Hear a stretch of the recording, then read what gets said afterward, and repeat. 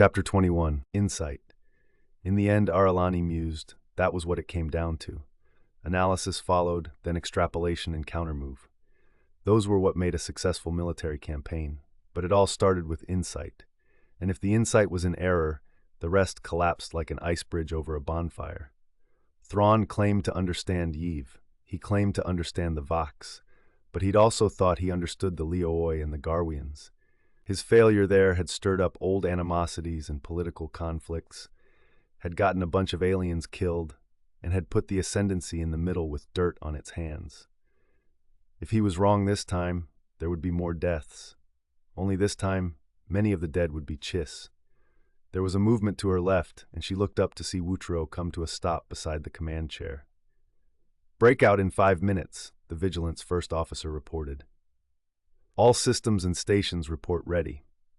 "Thank you, Senior Captain," Aralani said. "Anything else?" Wutro pursed her lips.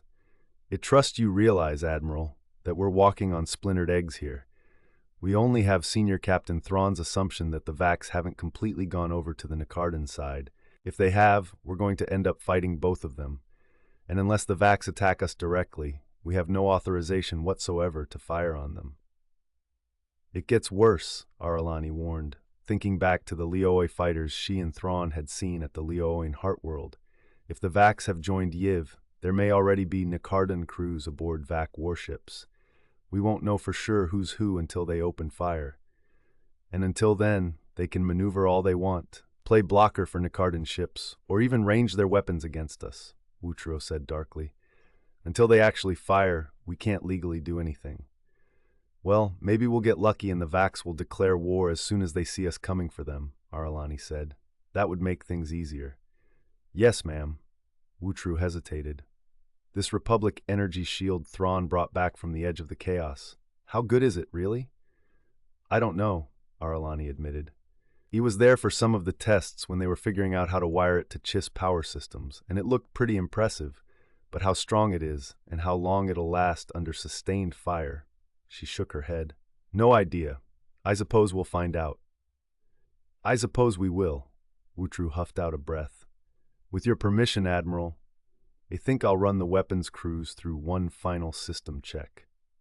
I assume you've made arrangements to get Skywalker Abbeg off the bridge as soon as we arrive at Crimea?"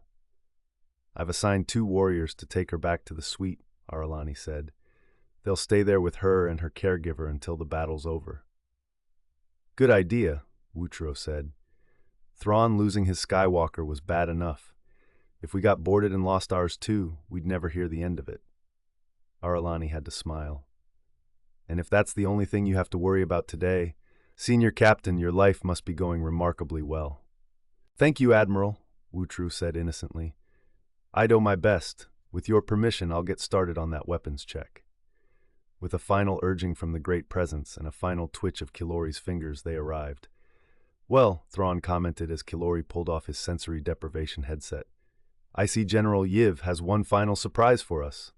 Kilori blinked moisture back into his eyes. Standing 30 kilometers off the freighter's bow was a formation of 4 massive battle dreadnoughts. "Why, did he say he was going to come unarmed, too?" he asked, trying to keep the sudden nervousness out of his voice. That was a lot of military hardware out there, a good half of the force the Nicardan had in this region. He'd assumed Yve would be content to just bring the Deathless to the rendezvous. Apparently, the Benevolent had decided to err on the side of caution. "No, of course I assumed he would bring extra ships," Thrawn said. "I was referring to the fact that these aren't the coordinates he sent in his message." "They're not?" Kilori asked, feigning surprise. These were the coordinates Yve had given to him, but of course Thrawn wasn't supposed to know that. "I don't understand. These are the ones you downloaded into the ship's computer before we left the concourse. Then someone switched them after I handed them to the dispatcher." Thrawn pointed to the left, where the planet Primia was a small dot in the distance. "We were supposed to come out in a high planetary orbit. Apparently, the General wanted to carry out our transaction in a less conspicuous part of the system." He reached to the control board and keyed the comm. "General Yve, this is Senior Captain Thrawn. I trust my companions are undamaged?" The comm display lit up. Yves was seated in his command chair, his shoulder symbionts waving their usual unnerving rhythm. Kneeling on the deck in front of him were his two prisoners. One of them was the female whom Kilori had seen at the Premier diplomatic reception where Thrawn and Yves had first met, the female he'd heard Thrawn refer to as a family hostage. The other was much younger, possibly not even in her teens, both of them wearing the same grotesque makeup. Whatever this hostage thing was, the Chiss were running. It apparently started very young. "See for yourself the shape of your hostages, Captain," Yves said, leaning on the word as he waved a casual hand over them. "You have the ransom?" "Ido," Thrawn said. "The money is in an equipment pod ready to send to your ship whenever my companions are in a shuttle. The two craft will cross the void together, of course." "I'm afraid you misunderstand, Captain," Yves said, and Chilori shivered at the smug malice in his tone. "The money isn't the ransom. You are the ransom." "EC," Thrawn said calmly. If he was surprised by the sudden treachery, it didn't show in his face or voice. "Do you plan to shoot me down from there?"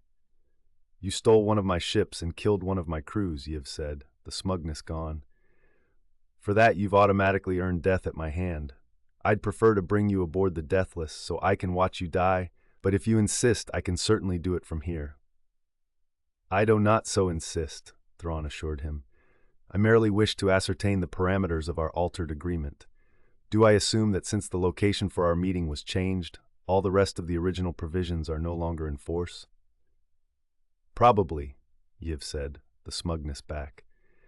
With the death sentence now pronounced with the proper harshness, the benevolent was settling back to enjoy watching his enemy squirm. "Are there any provisions in particular you'd like to revisit?" "Let me first commend you for your insight in moving the meeting to this spot," Thrawn said.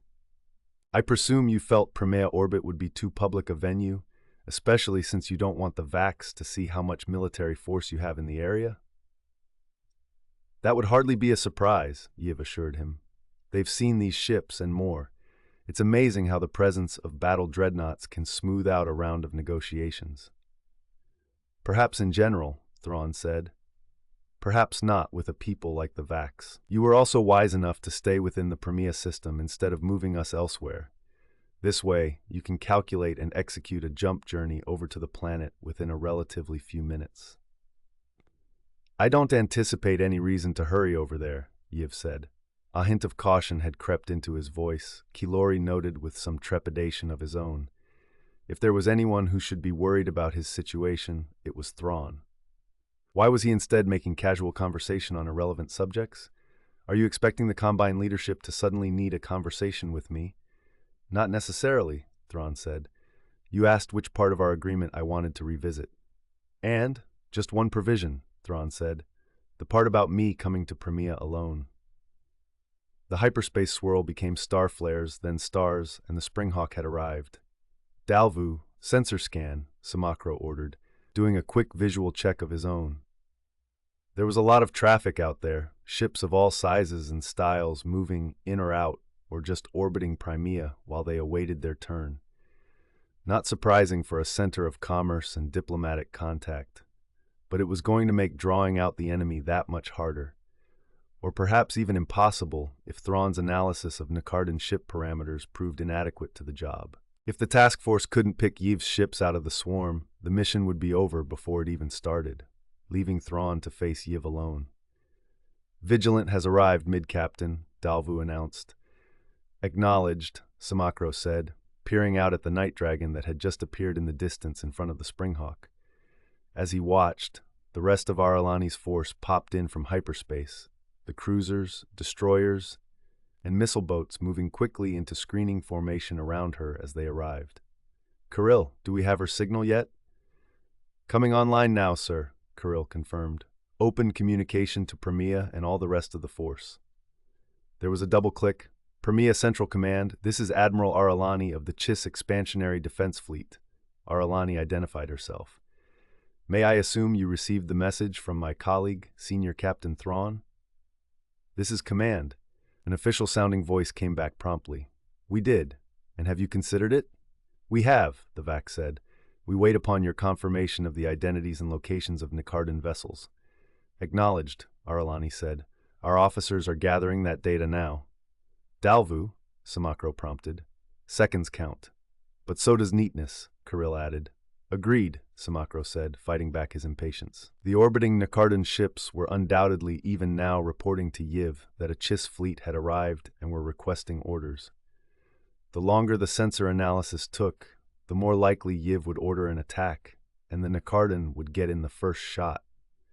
Normally, that would be a good thing, the excuse the Chiss needed to shoot back. In this case, though, that kind of political spit-splitting would be less than useless. But they had to be careful. Letting a Nikardun slip unidentified beneath their sensor threshold would be bad enough.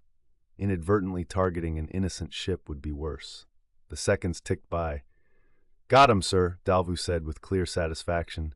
And make it 32 ships ranging in size from destroyers to missile boats. Got the vigilance list, the comm officer put in. Also Grey Shrikes and Whisperbird's analyses.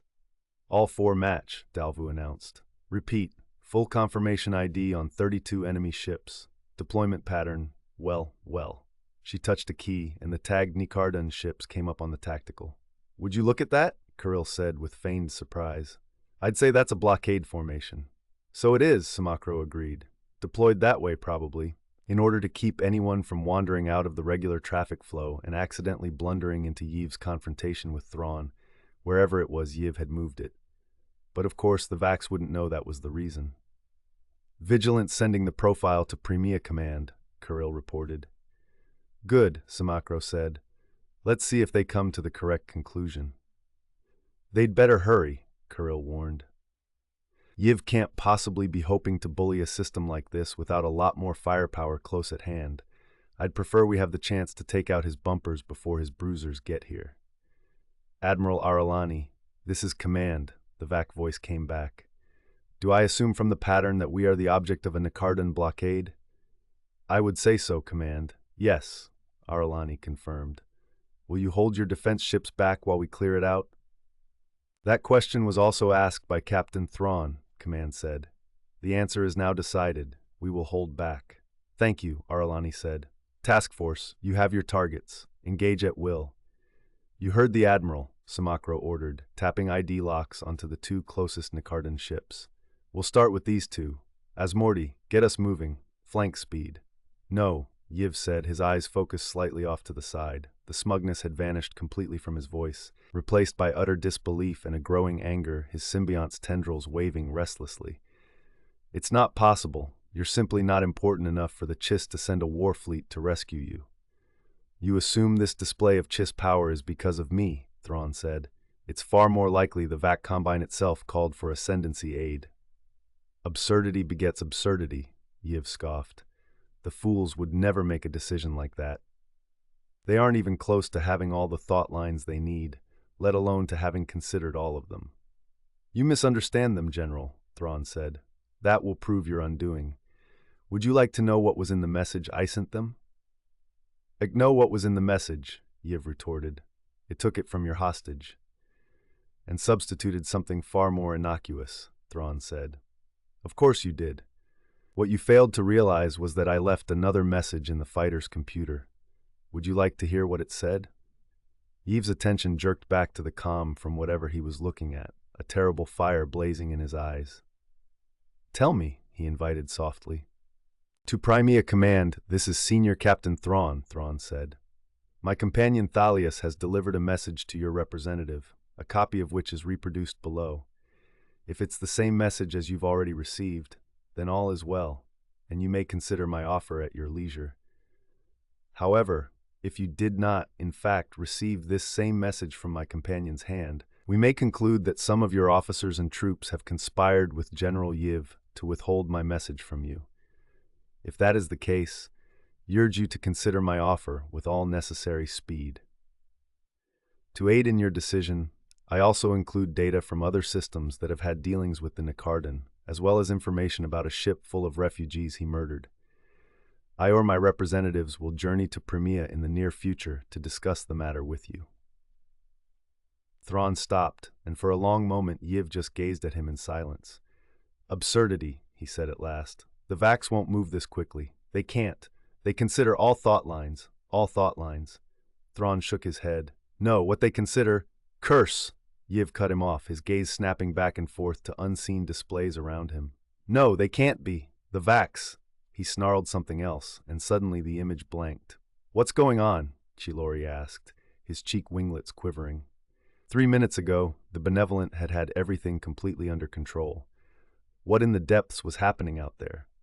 You assume Admiral Aralani has finished her negotiations, Thrawn said, his voice glacially calm, and that the Vax have given permission for her to fire on the Nikardan blockade ships. The blockade ships? But Chilori strangled off the reflexive protest. Of course, a mere Pathfinder hireling wouldn't know that Yve's current plans for Premia didn't include a blockade. There's a blockade? Presumably merely to prevent anyone from blundering into our conversation, Thrawn said, a little too dryly. But of course, the Vax don't know that. They see only that by imposing his will on Premia's commerce, Yiv has denied them important thought lines. He turned to Chilori, an odd and discomfiting intensity in those glowing red eyes. Tell me, Pathfinder, do you think Yiv will meekly stand by and watch his Premia fleet be destroyed? I don't know, Chilori said helplessly. What was he supposed to say? I suppose it depends on whether he can afford to lose the ships. You offer the wrong question, Thrawn said. Of course he can afford to lose the ships. The true question is whether he can allow the Vax to see him bow to Chiss' will and cower before Chiss' might. Surely all the ships at Premia are smaller vessels, Chilori said. It's no disgrace to lose small warships to large ones. It is if there are larger ships available and their commander refuses to risk them. Maybe the Vax don't know he has bigger ships. Of course they do. Thrawn chided. He just said that they did. Chilori silently cursed at himself. It had been a stupid, stupid thing to say. I just meant. But these are just worksheet details, Thrawn interrupted. The answer is no, he can't afford for Premia to see his weakness. He nodded toward the viewport. As you see, as I see, Chilori repeated, following Thrawn's gaze. The 4 Nikardan battle dreadnoughts arrayed against them had become just one. The Deathless was still there, its awesome weaponry still turned toward Thrawn's freighter. But the other 3 battle dreadnoughts were gone. That should make the battle a bit more of a challenge, Thrawn commented, touching the comm switch. Provided Admiral Aralani hasn't made too much of a mess of the Nikardan blockade ships. General, are you still there? I'm here, Thrawn. Abruptly, the display lit up again with Yve's face. Only this wasn't the cheerful, persuasive, charming friend of all people's face the Benevolent liked to show his would-be conquests. It wasn't even the quietly menacing face that Chilori had seen on far too many occasions, a face that never failed to send palpitations through his cheek winglets, even when the threat wasn't directed at him. This face was something new. This face was pure hatred. Your people will die for this, the Nikardan ground out. Not just you, not just your pitiable fleet, all the Chiss. The Ascendancy will die, shredded like grain, ground down like stone, burned like withered grass. Every last cub will die, and you will die here and now with the certain knowledge that you and you alone were the root and cause of their destruction.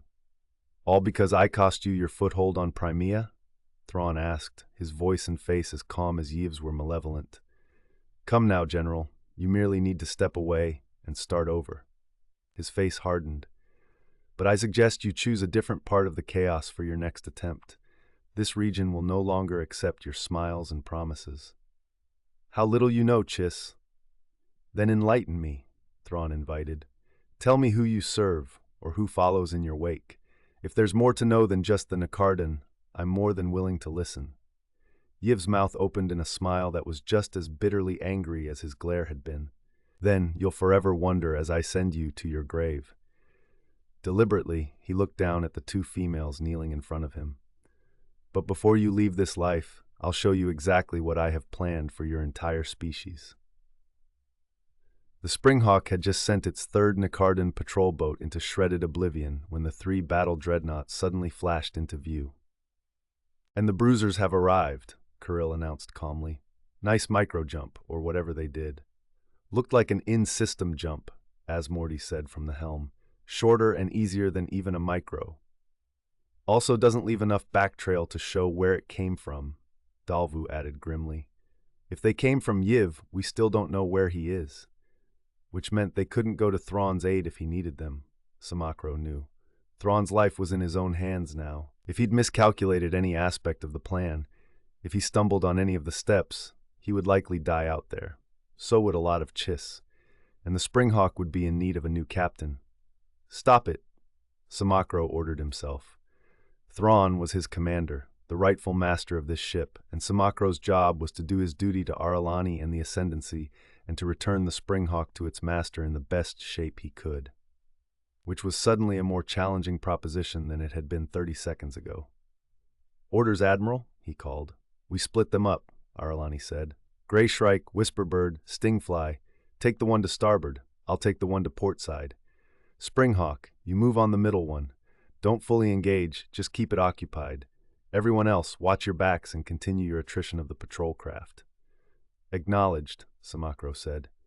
"So the Springhawk, all alone against a battle dreadnought? Terrific. At least she's not expecting us to destroy it outright," Kirill said dryly. "I don't suppose you have any idea how we keep something that size occupied," Samakro smiled. "As a matter of fact," he said, "I do."